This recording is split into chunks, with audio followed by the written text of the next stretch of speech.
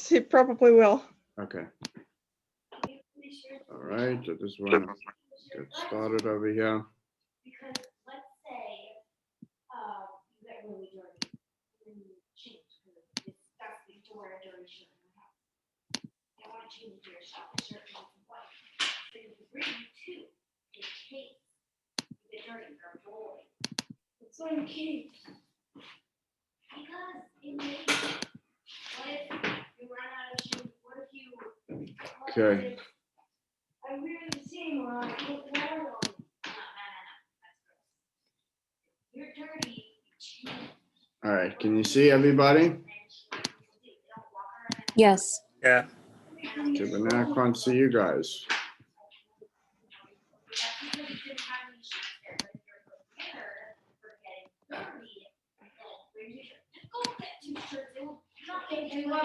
How does it do that? Hold on.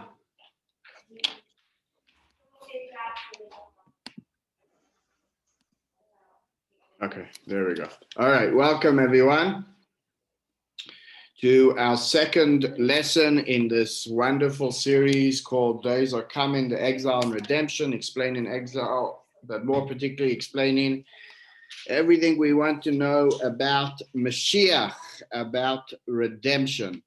Last week, we spoke about the purpose of exile and what's the whole idea of going through an exile to reach the point of Mashiach.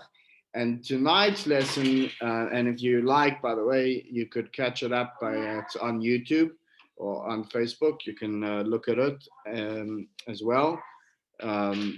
But you don't need to know what we learned last week to understand this lesson. But regardless, tonight's lesson is even more central and fundamental and a beautiful lesson.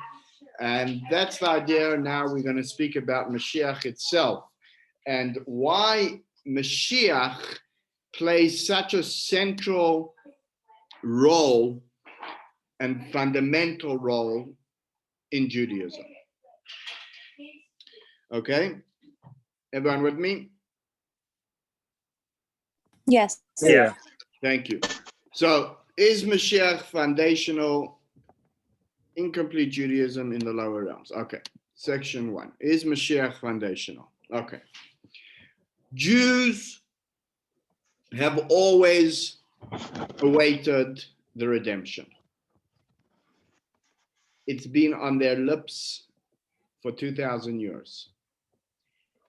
We don't just see Mashiach, redemption, as a destination at the end of a journey, but rather it's a central tenet, a central principle without which the whole journey of Judaism is inauthentic.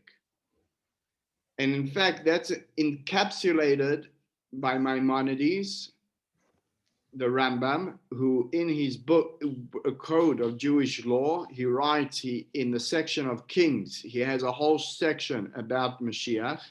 And in there, which will be our first text, he writes, but if anyone has the book, it's page 19.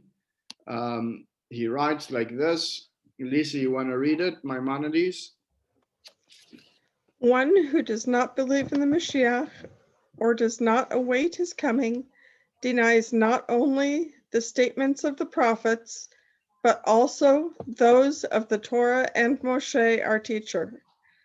For the Torah testified to his coming, as the passage states, God will bring back your captivity and have mercy upon you.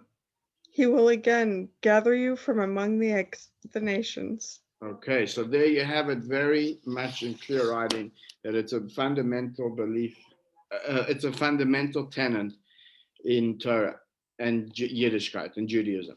Furthermore, the Rambam, the redemption is not just a centrality to our faith, central to our faith, it's also a prominent part of our daily prayers.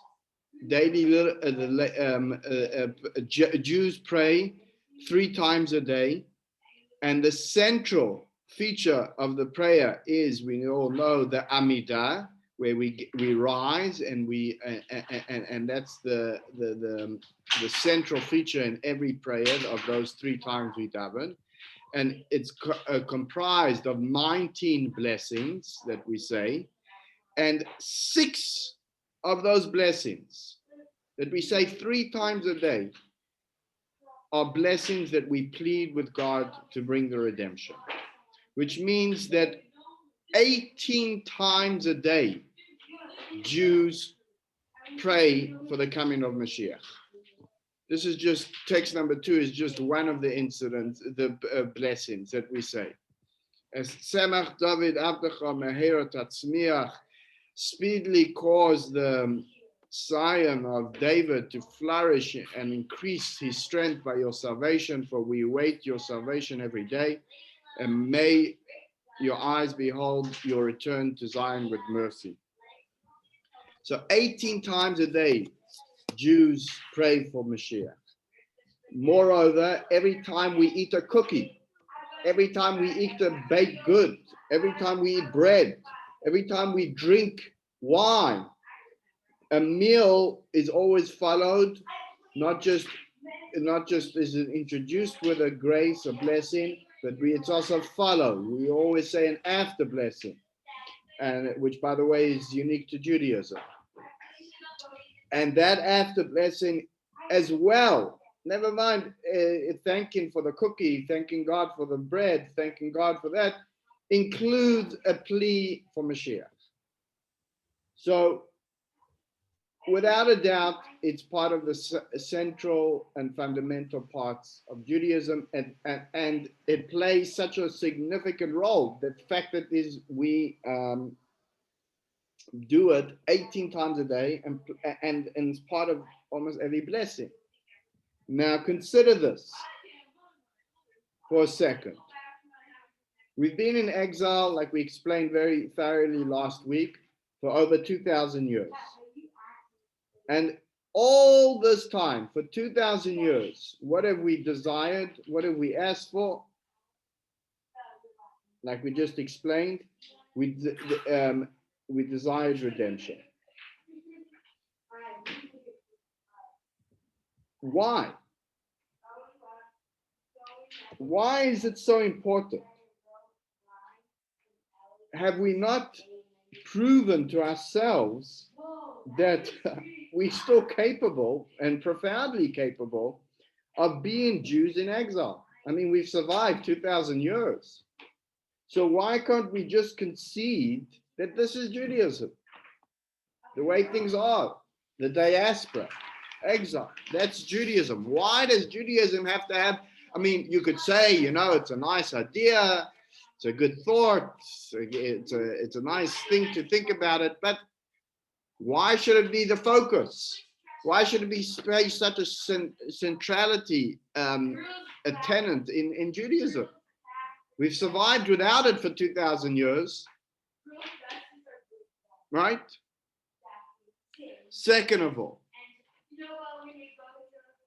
Jewish prophets have spilled much ink about the many miracles that will occur when we enter into the messianic era.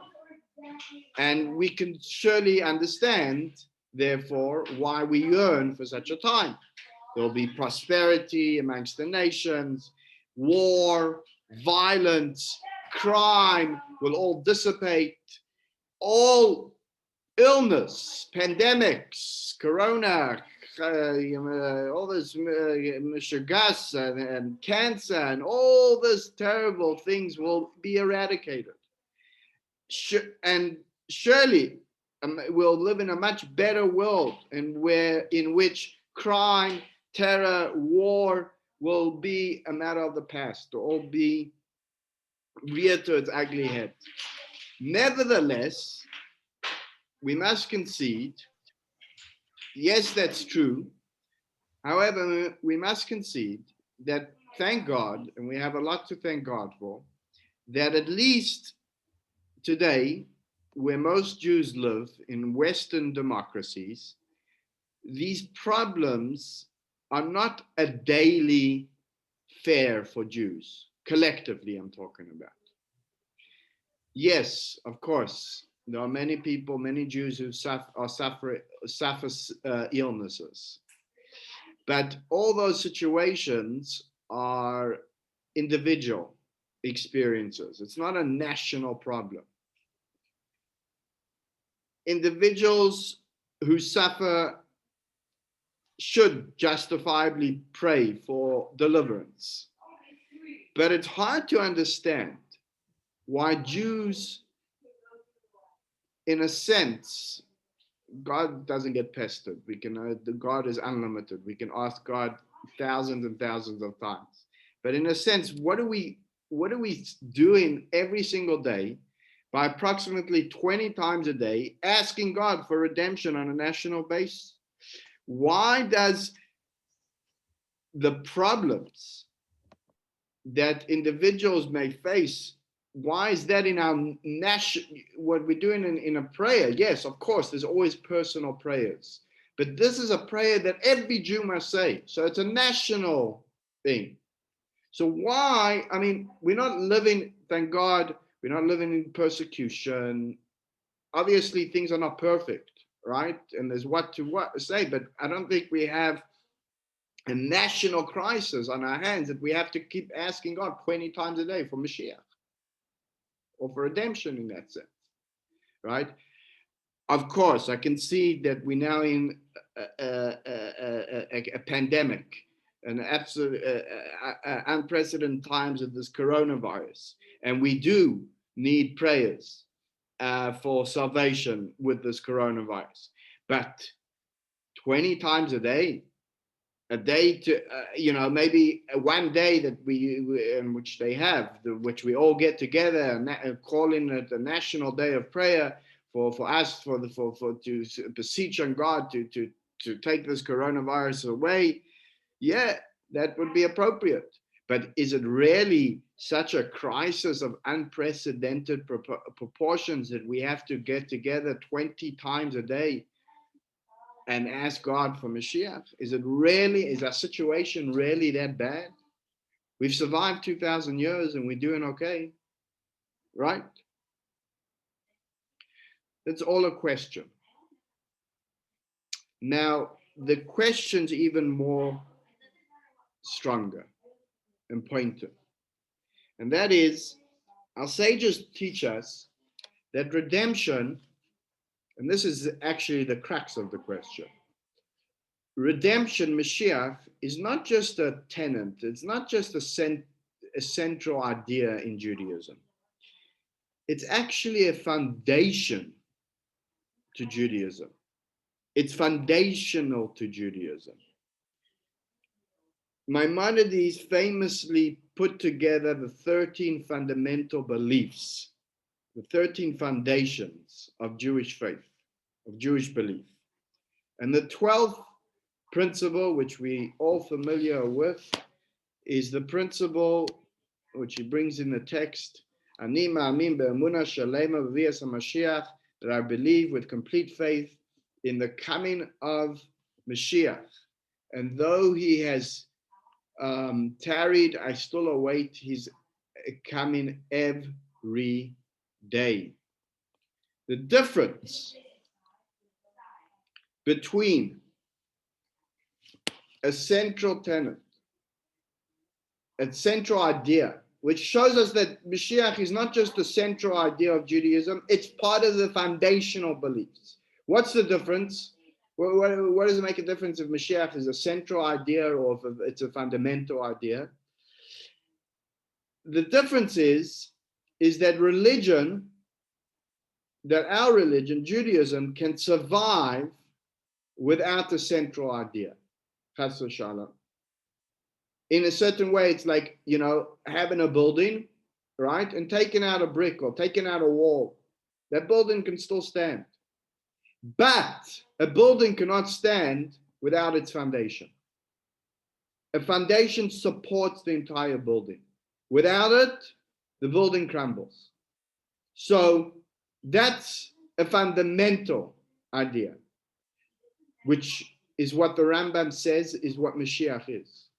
Now, can we really say that Judaism would not survive without the belief in Mashiach? It's that fundamental that Judaism wouldn't survive without the belief in it? Judaism has survived without redemption. We've survived for thousands of years. And if we've survived this long without the redemption, I'm sure we could survive a lot longer. So isn't that proof that redemption is not fundamental to Judaism? We've survived without it for 2,000 years. Right? Anyone agree with me or disagree? Yeah, at this point, I agree. Right? And I'll tell you even stronger to this question is that the Talmud says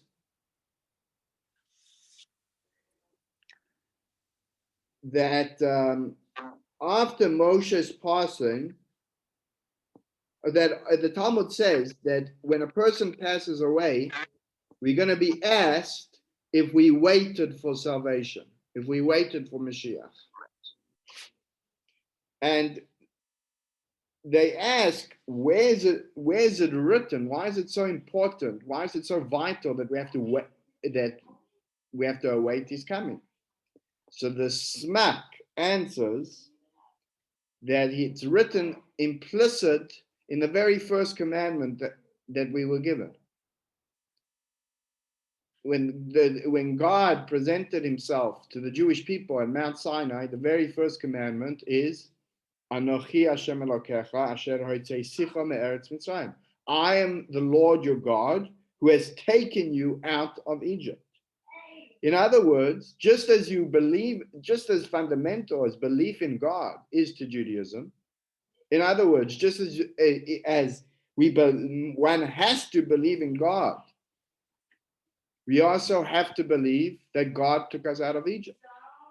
So we therefore also have to believe that just like he took us out of Egypt, he'll take us out of this current exile, which makes our question, therefore, even more stronger.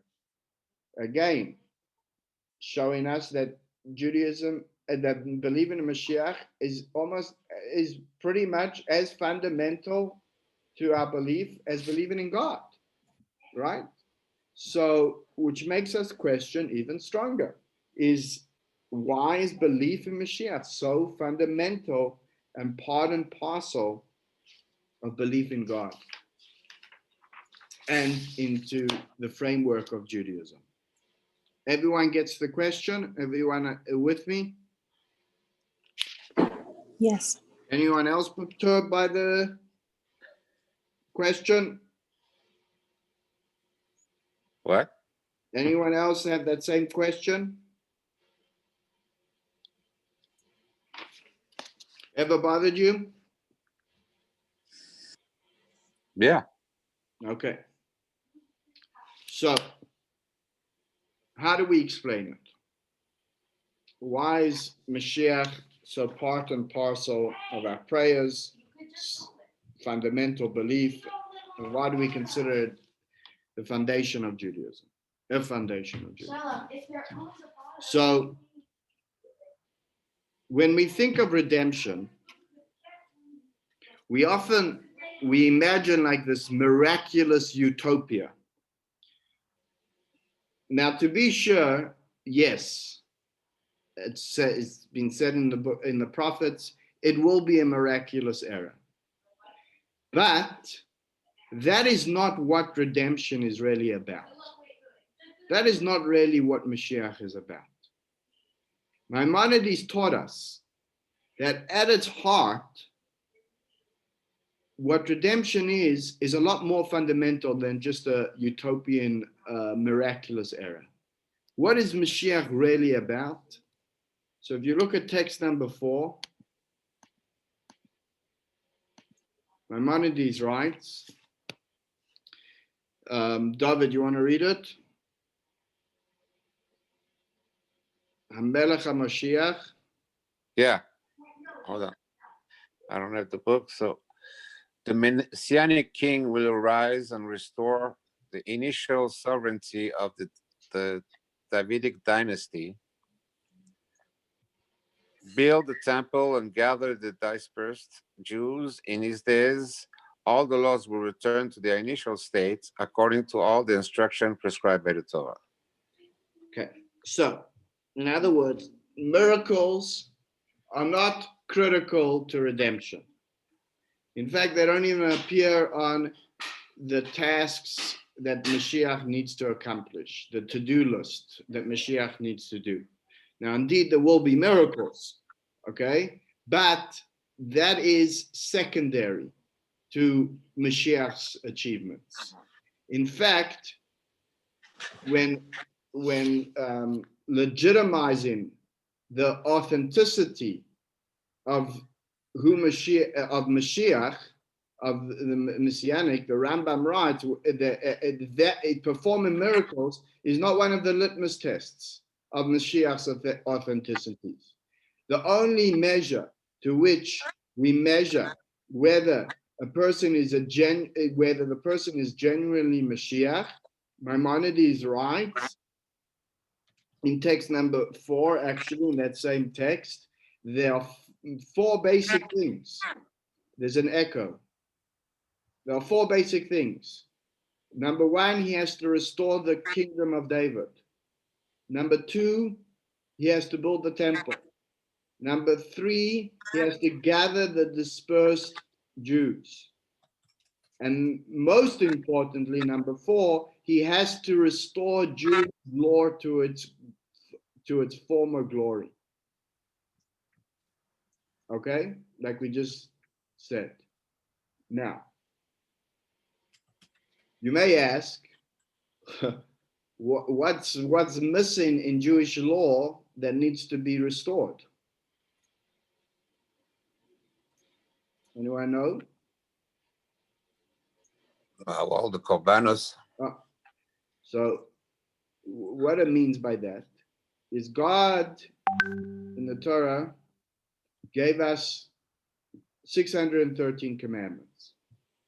But if you think about it, most, and again, I stress, most of those commandments cannot be practiced today in the diaspora.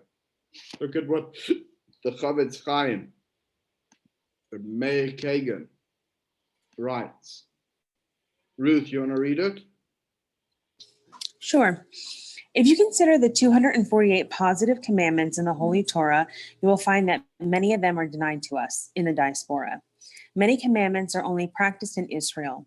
Others are only practiced when the temple is standing, and yet others are related to ritual purity. Then there are the laws that pertain to a properly ordained Jewish court, which are also not practiced today. Okay, so what it means in that last line, Jewish court, is there are a number of laws that can only be prescribed by the Jewish court, the Sanhedrin. The Sanhedrin was dissembled even before the destruction of the Second Temple.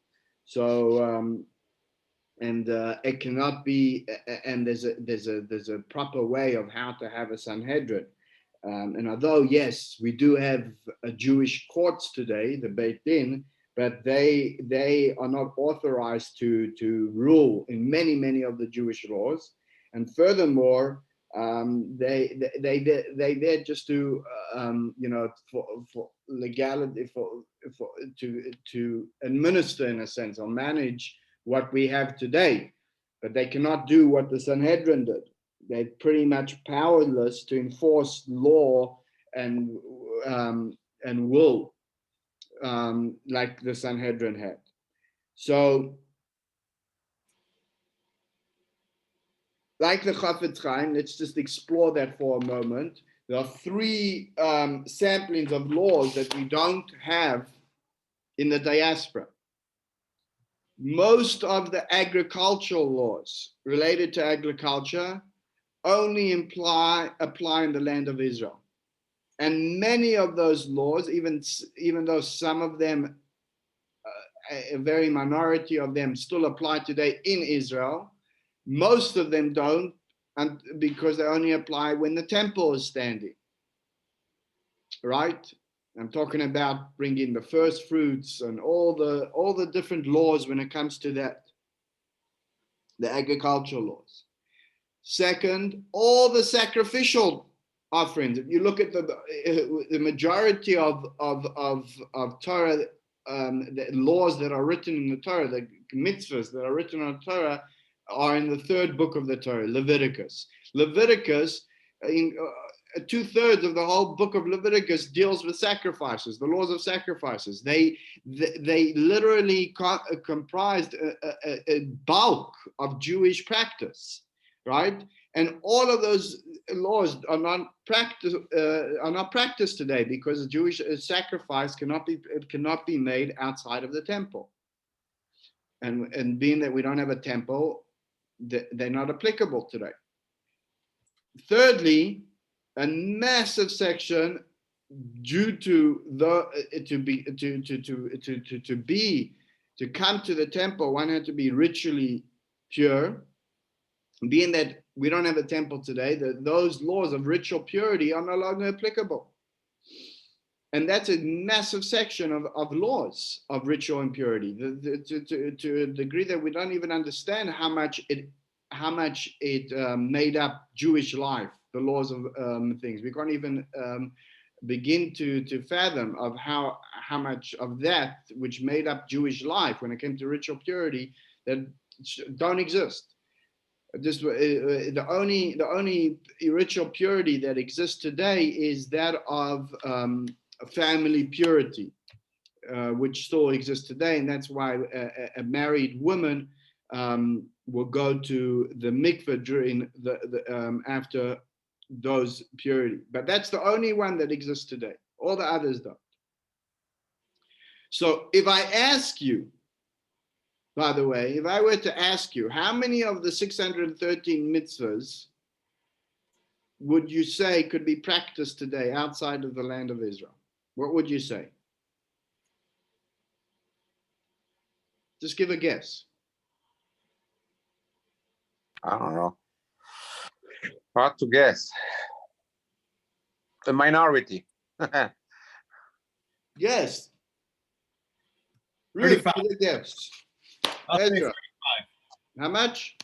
35. 35? No, come on. There's a lot more than 35 No, mitzvahs. that's too low, yeah. That can be followed. Yes, they can be practiced, like we explained, or applicable. Oh, it's kashrut. What about Oh, I'm sorry. Yeah, I was thinking, never mind. There's a lot It'd more. be like 115, no? Yeah. 150, 115. Come on, guys. I guess I think there's a lot of 248. mitzvahs. There's a lot of mitzvahs. Remember, 613. 300? Okay, so you'd be surprised that there are only 270 mitzvahs that are still applicable today. Okay. Which means by 270 out of 613, Mark, do the math, About a third. right? 343 we don't do, yeah. Yeah, which means that a lot of mitzvahs we don't have today, right? More than half of the commandments cannot be practiced in the diaspora. Now, although we've gotten pretty used to this type of Judaism, this kind of Judaism, right? But still, Judaism, what we don't realize, even though unfortunately we've this kind of a Judaism is what we practice for coming 2,000 years, it's still bereft of its heart and soul, this Judaism that we practice in. Because, of course, the Judaism that we practice in, the portion of the Judaism that we practice in is authentic and legitimate, but it's really a sliver of what it was, of its former self. I'll just tell you a few examples. The Passover Seder that we practice today is a mere shadow of the way Passover was celebrated in the temple. I mean, can you just imagine joining? I mean, for now it would be good if we could just join a few family members, but can you imagine joining millions of Jews gathered in Jerusalem for a Korban Pesach, for a national roast and communal dinners with, the Paschal sacrifices with lamb chops? Today's Yom Kippur traditions. They don't even resemble the way Yom Kippur was observed in the temple. I mean, can you imagine going and watching the high priest go into a commune on the holiest day of the year, the Holy of Holies, with face to face with God? It's not even comparable. And today's Sukkot festivities don't even hold up a candle to like the festivities that Sukkot had in the temple era. I mean, can you imagine you in the courtyard of the temple itself and dancing with the greatest sages of the time throughout the whole night?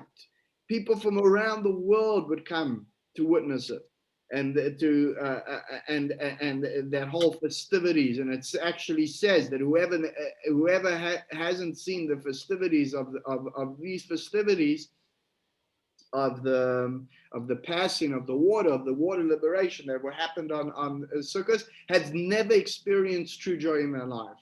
That's the statement the Talmud says. So it's not even comparable. In fact, when the Jews first were exiled, it took them a long time. They couldn't imagine. It's actually written in the books of the prophets about mourning. They couldn't imagine Judaism without the temple. It was like taking the heart and soul out of Judaism. It was unfathomable that Judaism could be without the temple, and that you could have an exile of Judaism. The fact that we were able to forge on and still today practice Judaism, albeit not in its full capacity, but that in some sliver of it, is just astonishing. But by no means, like I say, is that the complete version of Judaism. To say that Judaism has survived in exile is wrong, because the fact is, what Judaism is today is a pale reflection of what it once was. In other words, real, authentic, original Judaism is still in hibernation. Now, why should that matter? I mean, we've gotten. Yes, it may not be the complete version, but we've got it's held us for quite a while. Why does it matter? And the reason why it really matters is because if we go with the analogy that was given so many times throughout the writings in the Torah, that you compare a relationship with God like a marriage, right? The relationship of the Jewish people to God is like a marriage. Now imagine a marriage where intimacy is forbidden, communicating feelings is off limits, offering gifts is forbidden. The couple have to dine separately. They have to sleep in separate quarters. They have to maintain different social circles. All they're permitted to do is live in the same house and help each other out in times of crisis. What kind of a marriage would you call that? Would you call that a complete marriage? Would you call that a happy marriage, an ideal marriage? Moreover, imagine being married to a spouse you never saw. Imagine you don't even know how he or she looks like. Now your spouse is often there for you,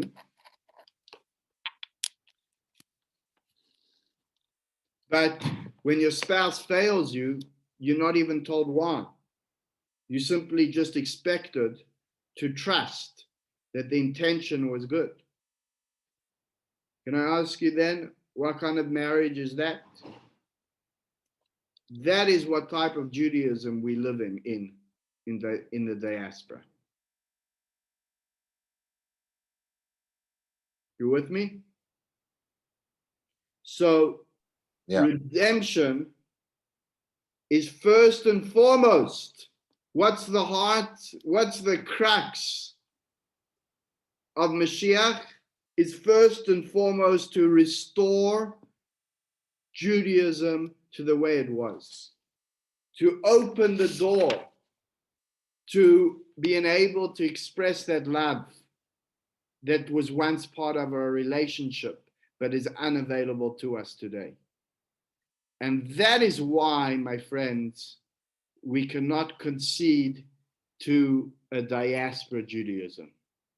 That is why we continuously pray for redemption 20 times a day, at least. Makes sense now? Now, Okay. Mashiach is not just to restore our relationship to pre-exile, to the way it was, pre-exile standard, because then what would be the whole point of exile, right? Rather, Mashiach is there not just to restore, but to make it even better. God promised Abraham that his descendants would inherit the land. It's written in the Torah, in Genesis, in Bereshit, chapter 15, that the Jews will not, that the descendants of Abraham will inherit 10 nations, will inherit the lands of 10 nations. Jews, the Jewish people, only inherited 7 of them. Now in the Torah, if you want, because 2 of those lands were given to the descendants of Lot, Abraham's nephew, and 1 of these lands were given to the descendants of Esau.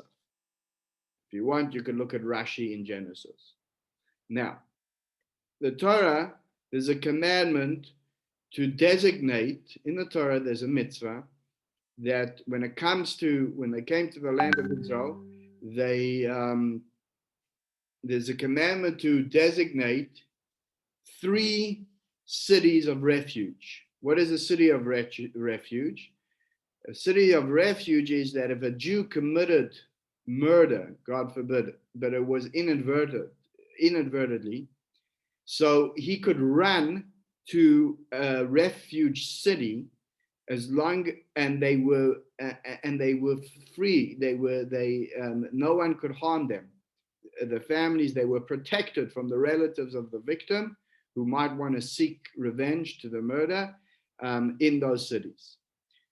When the Jews entered the land of Israel, they designated 3 refuge cities in the proper Israel, in the Israel's borders, and 3 on the eastern bank of the Jordan River, where there are also several Jewish tribes settled there. However, they were unable to designate cities of refuge in the other 3 lands promised to Abraham, because those 3 lands had yet not been populated by Jews. So when will we be able to fulfill those commandments? Because it says that you have to establish those cities. So says Maimonides in text number 6, a very interesting halacha. Maimonides writes that with respect to the cities of refuge, the Torah states that when God will expand your borders, you will add 3 more cities. That's what it says in the Torah, in Deuteronomy. This commandment was never fulfilled because, again, like I said, they established 6 cities because for the people that were living populated, but God had not yet expanded the borders. They hadn't yet lived in the other 3 lands. So the commandment was never fulfilled. Surely God did not give this command in vain. God In other words, if it was never, why would God give us the commandment to make these cities, 9 cities all in all, if it would not come to fruition? He doesn't give commandments in vain. So God fully intended for this commandment to be fulfilled, but at a later point, namely when Mashiach will come, when we'll inherit these lands, these 3 lands. Why do I bring this? Why does this concern us? Is because what does that demonstrate to us? That demonstrates to us that Judaism, even when the temple was standing, was not the full version of Judaism, was an incomplete version of Judaism. In other words, God was holding off.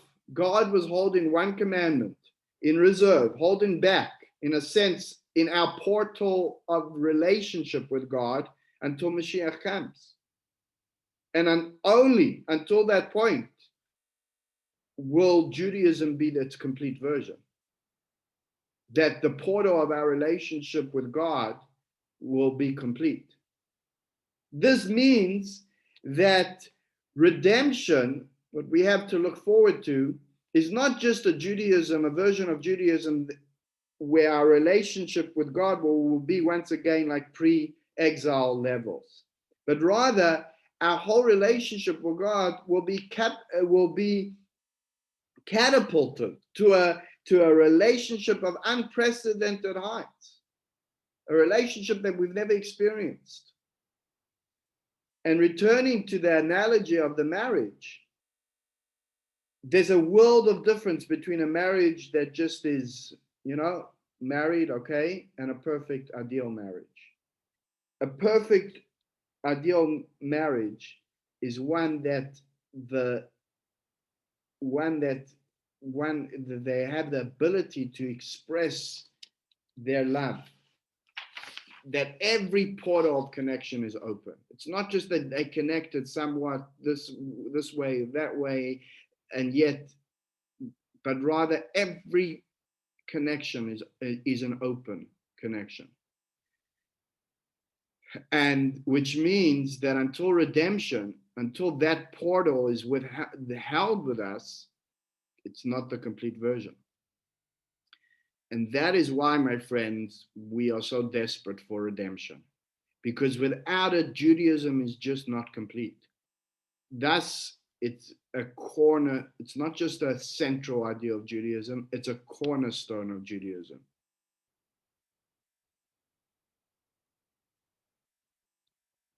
Okay. Very nice and well. We understand why it's a fundamental part of Judaism. But everything that we discussed, everyone with me until now? Yes. Okay. Now, everything we discussed until now indicates that Judaism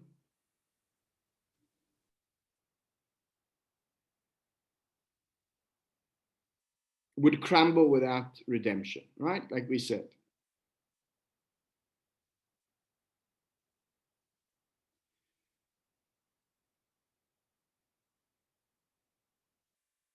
Now, the fact is, though, yes, it's true, but Judaism has still survived.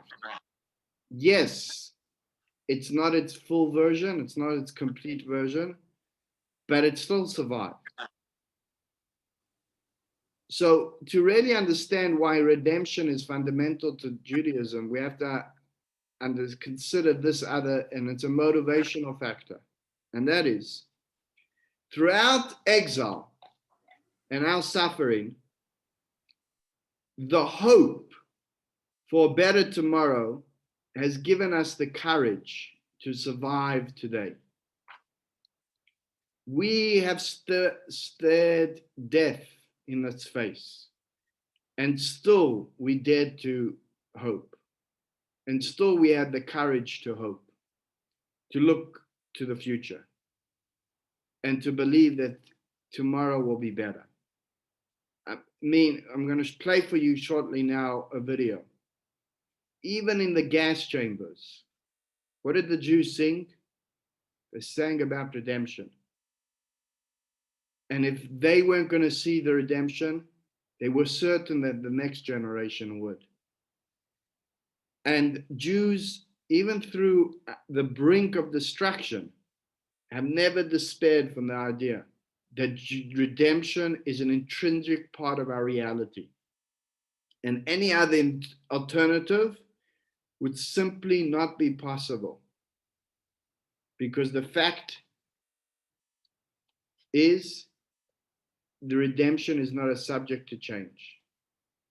And that faith, that idea about a better tomorrow is being our key to our survival.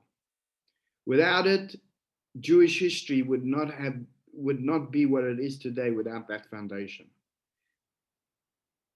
Any change or challenge, and we faced plenty, we faced many, we would have crumbled to those challenges without holding on to this belief.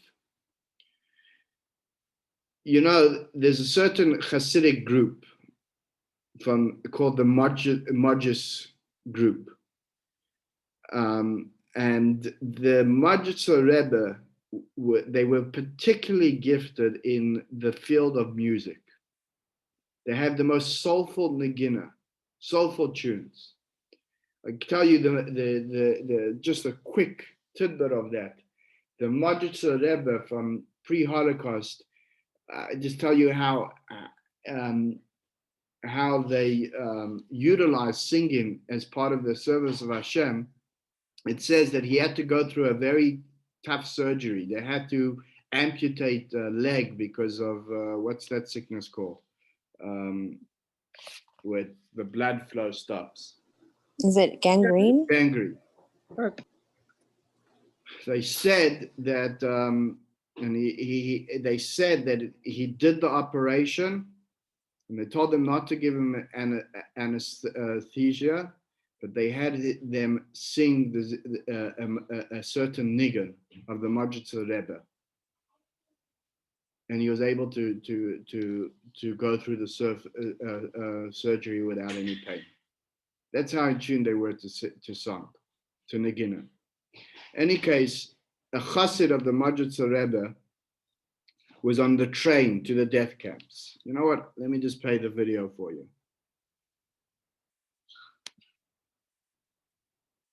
Hold on.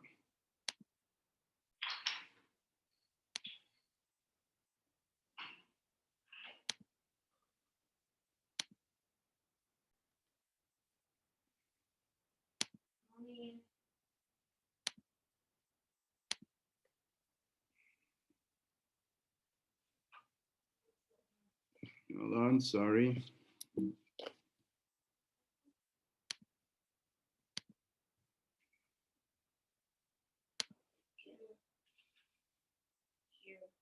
Can everyone see? Yes.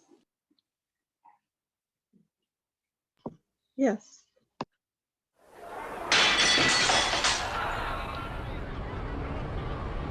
I was born during difficult times. Being hated because we were Jewish was the only life I ever knew. I was there when the Germans invaded Warsaw and stuffed us into the ghettos. Men, women, and children. Even the holy Rebbes were treated like animals. Mama told me our Rebbe, the Majnitzer Rebbe, escaped to America.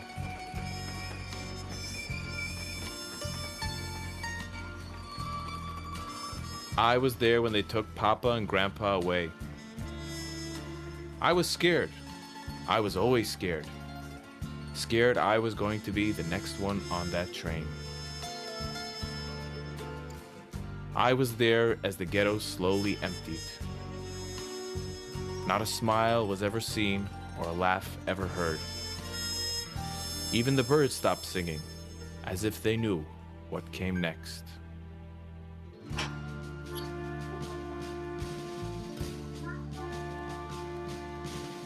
And then it was my turn to be shoved onto the train of death.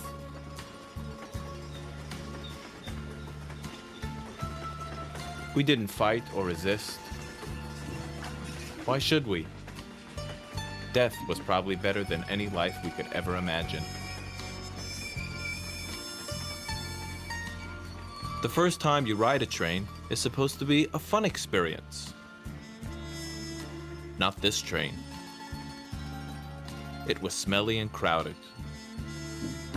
All I heard for days was the clicking of the wheels and the gunfire mixed with the cries of anguish from a terrified crowd.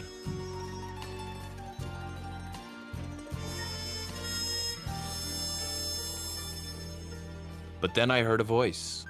We all heard it, singing. His name was Israel Fastig, and he was the cantor of our shul.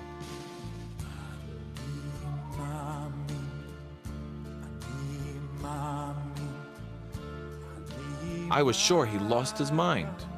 Who could be singing on the way to his own death? Oh, his sweet voice, a heavenly voice, singing such a beautiful tune. It sounded as if the angels were singing along. There he was, face aglow, eyes squeezed tight with concentration. And slowly, the rest of the car began to sing along.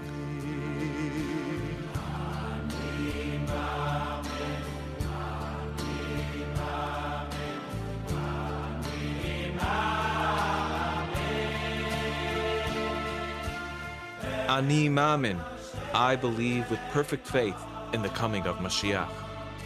Even in the darkest moments of humanity, Jews use their last breath to chant these words.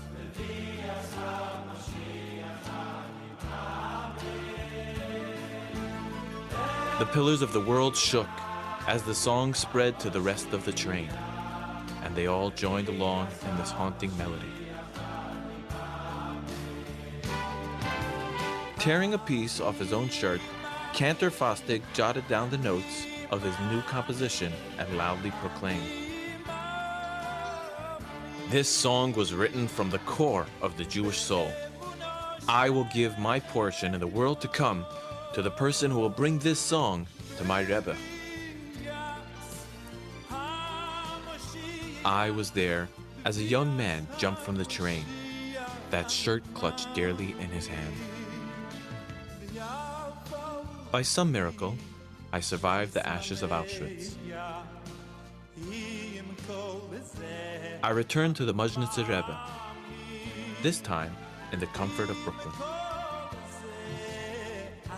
I was there that first Yom Kippur as the Rebbe sang this holy tune. The crowd wept as if the heavens themselves had burst open with a torrent of tears. We all sang along. And there was the Holy Rebbe, swaying back and forth in a different world. Then his body trembled, and he declared in a booming voice, "This song was born from the ashes of millions, and it will be this song that the Jewish people will sing while greeting Mashiach."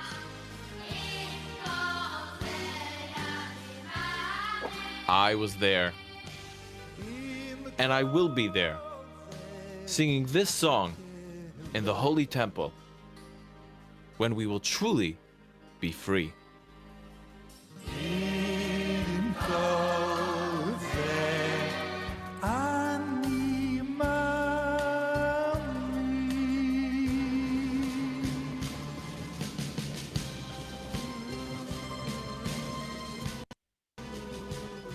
Okay.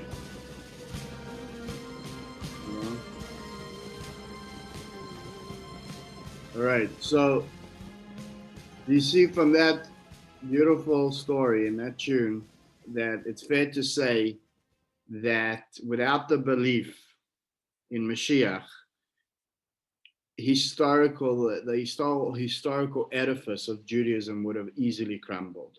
And this is why our belief in Mashiach is a fundamental tenet in Judaism, fundamental concept in Judaism.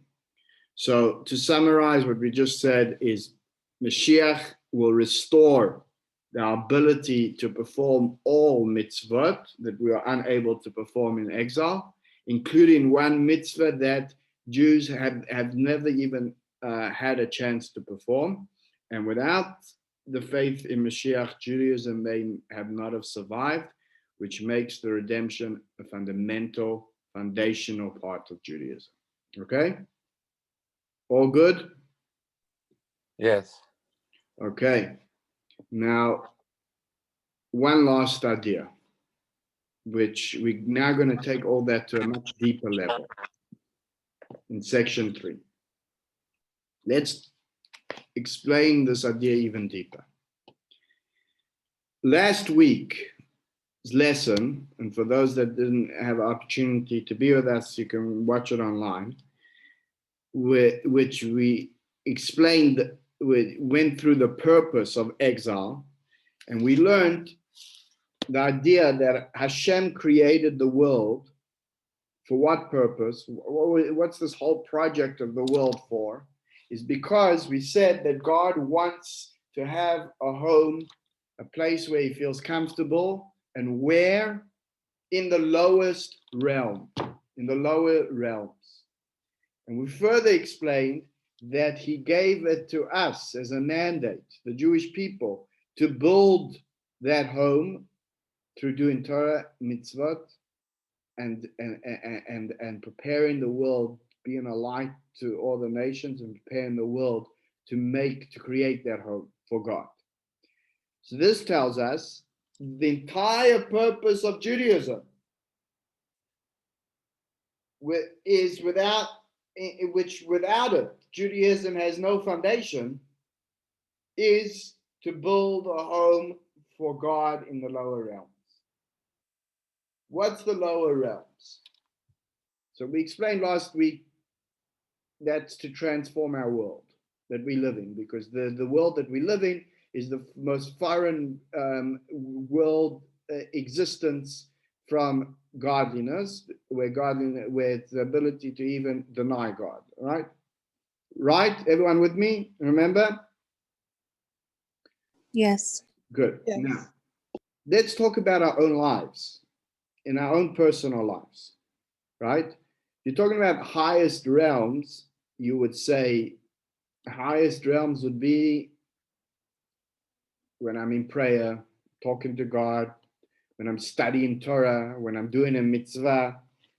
Our middle realm is our life, our personal life, our family, our social, our business life.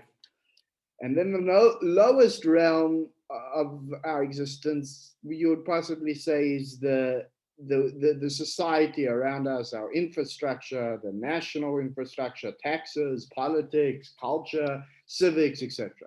Right? Now, in the diaspora, in Galut, in the times we live in now, we can, especially with the works of Judaism, can synchronize our higher and middle realms of our personal lives with God, bringing godliness into those realms. We can live in a manner that welcomes God, that God feels comfortable, God feels at home when it comes to our homes, when it comes to our personal life with our relations, when it comes to our business practices, when it comes to the way we deal with food, our diets, our way of rituals, our mitzvot, our personal schedule, etc. But what about public spaces? What about the home for God in public spaces? In the government infrastructure that we live, in the nation that we live, the civic infrastructure of the respective countries, the code of law, the policies of commerce, of treasury, the whole aim of their foreign policy, the defense, the conduct of agriculture, industry, and all those organs of the state, the secular organs of the state. God is not, in a sense, welcome in the conduct of those affairs. So how do we make God comfortable in those realms? How does God become comfortable in those realms? For those which I would call the lower realms, to become a home for God, God has to feel at home in those secular, mundane forms. In other words, it's necessary that we live in a country that reflects God's vision. Look at the Rebbe's words, text number 7. The mission and purpose of the Jewish people is to make the lowest realms a home for God, meaning that God should be expressed through the earthliness of the physical world. Accordingly, most are action-based, so the sanctity could also be expressed in the physical realm. The land of Israel, a physical land where many of their only expression was given to the Jewish people, because the purpose of the Jewish people in the Torah is to recruit the world's earthliness for God's home. What does this mean? It means like this: the purpose of Judaism is not only for us to live the ideals of Torah in our personal lives. That's a great achievement too, but it wasn't only for that.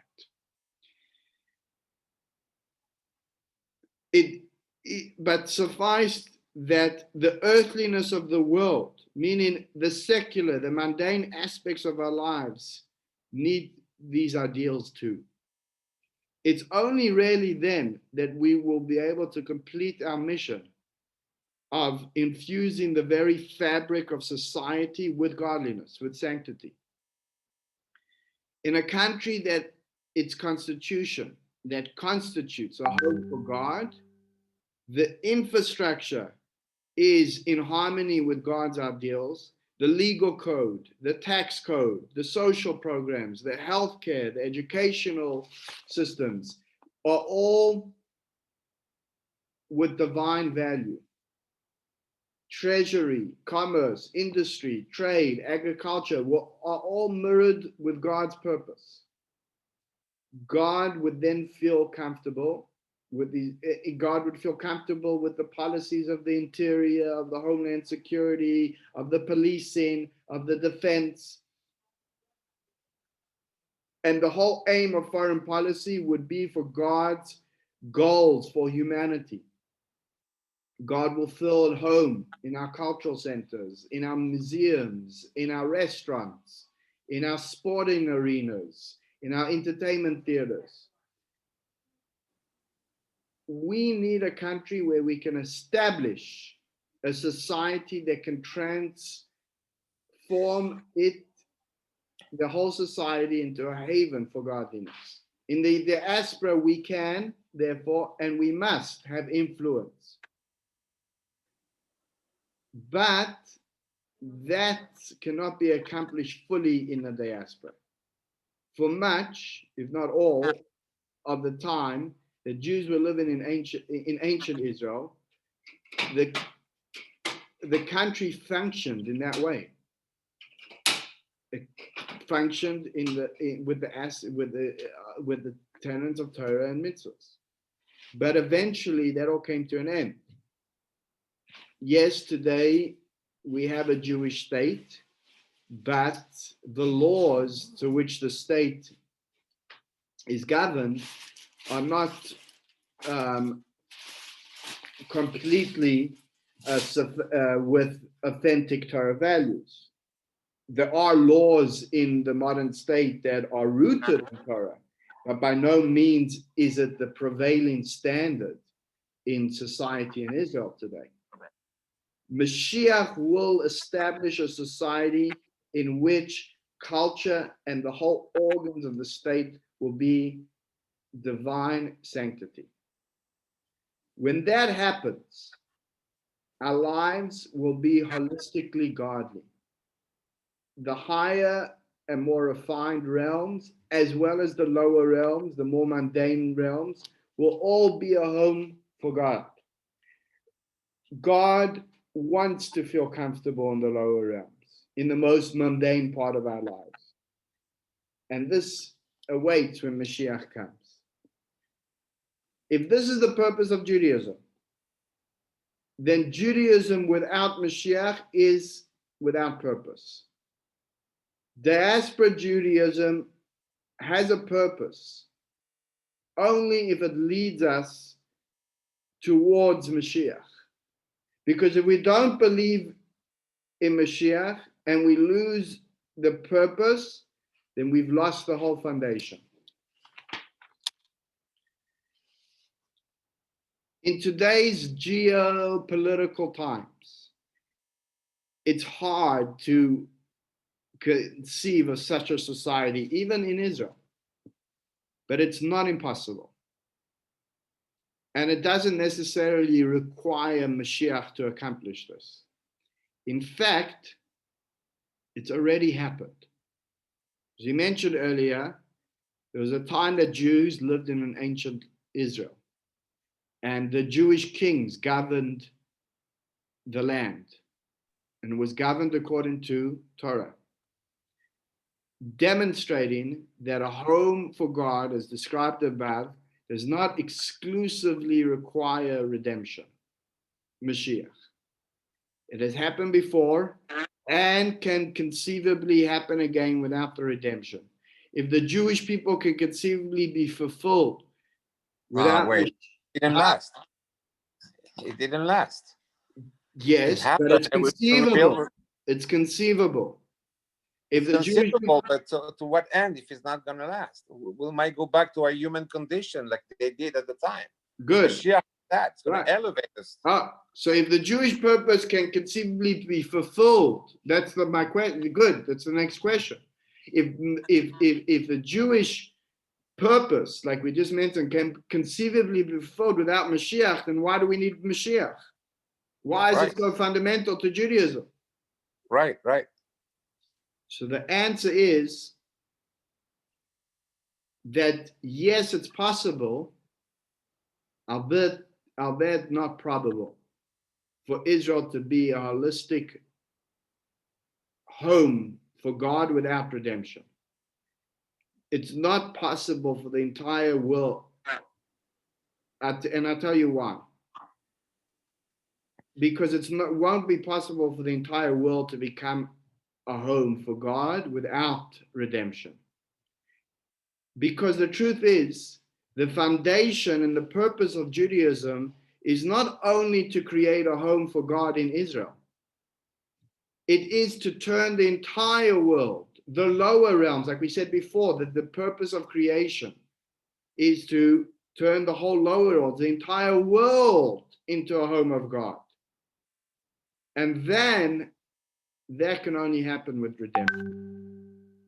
Look at text number 8. It says it in the prophets. It's in Sophia. Ki az, this is the famous prophecy. Ki az, for then, ahafech, I will convert the people to a pure language, which all of them will call in the name of God to worship him of one accord. So when Mashiach comes, all the nations will acknowledge and worship God. Each country will establish its national and civic policies in accordance to Torah. When the whole world will embrace God and conduct their personal, collective, and national affairs according to Torah, Judaism, and they will all fulfill its mandate to creation, creating a home for God, where we'll all feel comfortable and home in the entire world. So if this is the purpose of the Judaism, now we can understand why redemption is so central and so fundamental to Judaism.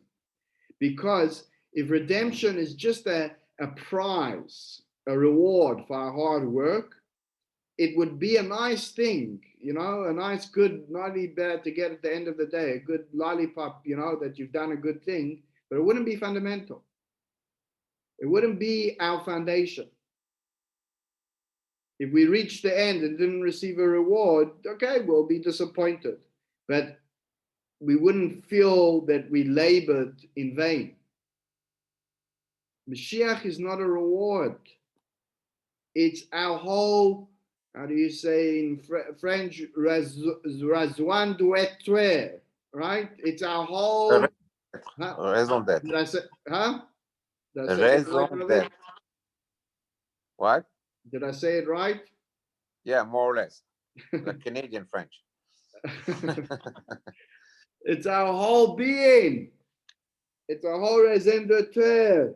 It's our whole achievement. It's our whole purpose. It's the reason God created the world. And it's the reason why God gave us the Torah. And if we lose faith in redemption, in a sense, there would be no point to Judaism. It would lose all its meaning. It would be like building a building without a foundation. Judaism would crumble. So knowing the destination to which Judaism leads, fills our journey with purpose, and not only with purpose. This is the point of this lesson, is that to show Mashiach is very much part and parcel of everything that we do in Judaism. Everything that we do, needs to be with this purpose in mind, in a sense. Everything has to be with Mashiach. And in fact, every Torah study that we learn, you can pinpoint back to Mashiach. And not only that, it also gives us a reason for it to be with alacrity. That it's not just a skill for life, to handle life. It's a purpose. It's our whole reason for being. It's the purpose, and it's also for us to be passionate and do it with alacrity, because we want it to happen already. And therefore, every Jewish act, every Jewish encounter, every Jewish moment takes on a whole new meaning, takes on meaning, because we know that through it, we are bringing the world to its long anticipated state, where God's presence will be palatable, will be present, will be revealed throughout the world. And hopefully that gave us an indication to all of us why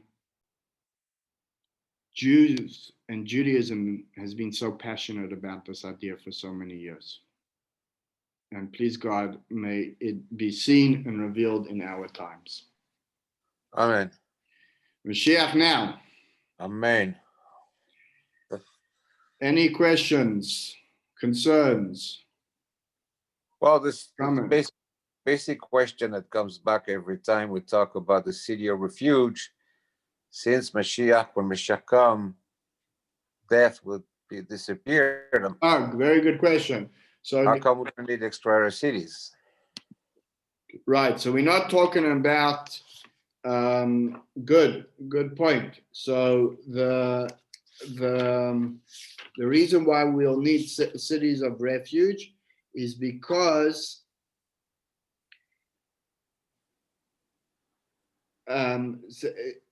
yes, violence will be abolished, but it will be for murderers that commit inadvertently who had committed murder inadvertently during Galut. During Exile. Okay. Exile. Okay, I see. All right, that's a pretty That's what clear. Rabbi explains. Yeah, that makes more sense. Yeah. Yeah. Yeah. Yeah, no, sure, yeah.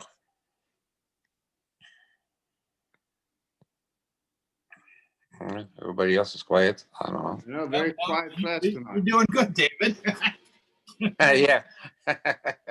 You're asking good questions, because it's like, but even today or in ancient times, the city of refuge was not for violence; it was for people who accidentally committed the murder. So Yeah, but absolutely. But the point was that Yeah, but it's supposed to disappear after Mashiach come. Hopefully, there will be no more freak accidents. You know what I mean? right. no, well, that's a good question. Is that going to happen? Are we? No, so it's going to be for those that for refuge, for those that did it during Galut, inadvertently during Galut, during the exile.